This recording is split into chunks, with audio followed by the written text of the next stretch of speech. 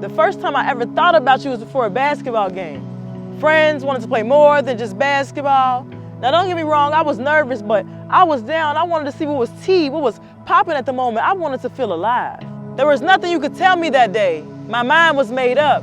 Young and free with a grown folks mentality, the tea would be a bit too strong for me to handle though.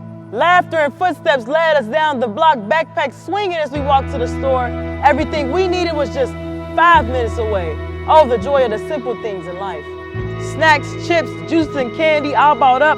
The next question wasn't too far. You want to come smoke with us? Now, I never heard that question before, but it sure made me feel like a star. To feel the warmth of the village, crazy how many things you actually do. To become a sis to the people you admire the most is refreshing too. The fact that I was picked to hang with the upperclassmen, I felt so strongly about even added to the fact to prove that I was worth hanging with a different pack. Naive to what would come next, something similar to that of a hook. One puff was simply all it took. A feeling I cannot describe, nothing but feel. Feelings that I felt had been wiped away, pressed and healed. Now anointed with a new friend, all because desire to hang along with a new crowd.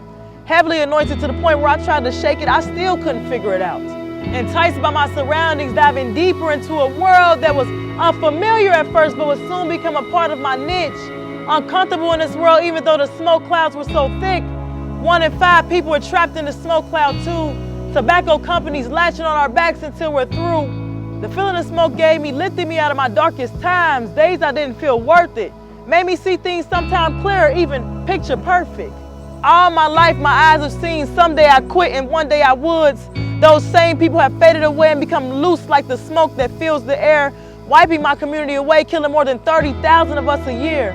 From positioning my first smoke in my hand like mama did when she puffed a few, or practicing and blowing the smoke out like grandma did when you was out past curfew. You see, the smoke is more than something I did, it was also something I've been new. Historically marked in me since the beginning of time, you can say it's in my chromosomes, from burn marks etched into frail brown arms to clothes tattered with the smell. This was a habit that was just unshakable.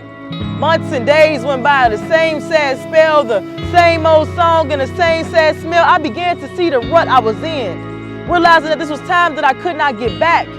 No time to backtrack, but this feeling that I'm feeling just ain't right. Revelations that it could be better days and better nights. But how can I cope and how can I change my mindset when all I can think about is going to smoke?